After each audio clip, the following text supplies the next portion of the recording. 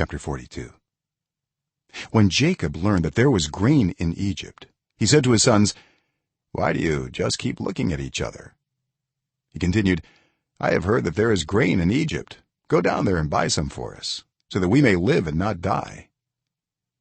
Then 10 of Joseph's brothers went down to buy grain from Egypt. But Jacob did not send Benjamin, Joseph's brother, with the others, because he was afraid that harm might come to him. So Israel's sons were among those who went to buy grain, for there was famine in the land of Canaan also. Now Joseph was the governor of the land, the person who sold grain to all its people. So when Joseph's brothers arrived, they bowed down to him with their faces to the ground. As soon as Joseph saw his brothers, he recognized them, but he pretended to be a stranger and spoke harshly to them. "Where do you come from?" he asked. "From the land of Canaan," they replied, "to buy food."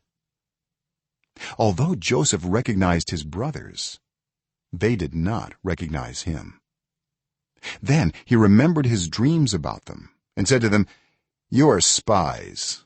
You have come to see where our land is unprotected." "No, my lord," they answered, "your servants have come to buy food. We are all the sons of one man. Your servants are honest men, not spies." "No," he said to them, "you have come to see where our land is unprotected." But they replied, "Your servants were 12 brothers, the sons of one man, who lives in the land of Canaan. The youngest is now with our father, and one is no more." Joseph said to them, "It is just as I told you. You are spies. And this is how you will be tested. As surely as Pharaoh lives, you will not leave this place unless your youngest brother comes here. Send one of your number to get your brother. The rest of you will be kept in prison, so that your words may be tested to see if you are telling the truth. If you are not, then as surely as Pharaoh lives, you are spies." And he put them all in custody for 3 days. On the 3rd day Joseph said to them, "Do this and you will live, for I fear God. If you are honest men, let one of your brothers stay here in prison, while the rest of you go and take grain back for your starving households. But you must bring your youngest brother to me, so that your words may be verified and that you may not die." This they proceeded to do. They said to one another, "Surely we are being punished because of our brother. We saw how distressed he was when he pleaded with us for his life, but we would not listen. That's why this distress has come on us." Reuben replied, "Didn't I tell you not to sin against the boy? But you wouldn't listen. Now we must give an accounting for his blood." They did not realize that Joseph could understand them, since he was using an interpreter. He turned away from them and began to weep, but then came back and spoke to them again. He had Simeon taken from them and bound before their eyes. Joseph gave orders to fill their bags with grain, to put each man's silver back in his sack, and to give them provisions for their journey. After this was done for them, they loaded their grain on their donkeys and left.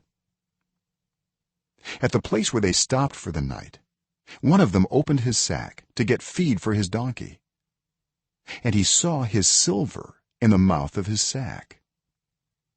"My silver has been returned," he said to his brothers. "Here it is in my sack." Their hearts sank, and they turned to each other trembling and said, "What is this that God has done to us?" When they came to their father Jacob in the land of Canaan, they told him all that had happened to them. They said, "The man who is lord over the land spoke harshly to us and treated us as though we were spying on the land. But we said to him, 'We are honest men, we are not spies. We were 12 brothers, sons of one father. One is no more, and the youngest is now with our father in Canaan.' Then the man who is lord over the land said to us, 'This is how I will know whether you are honest men.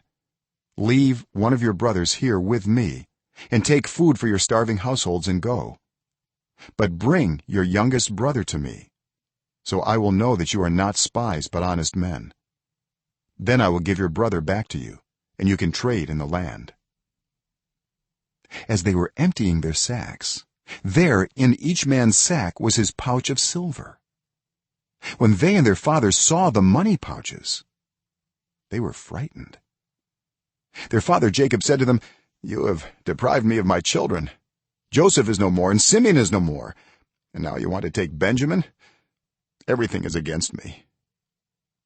Then Reuben said to his father, "You may put both of my sons to death if I do not bring him back to you.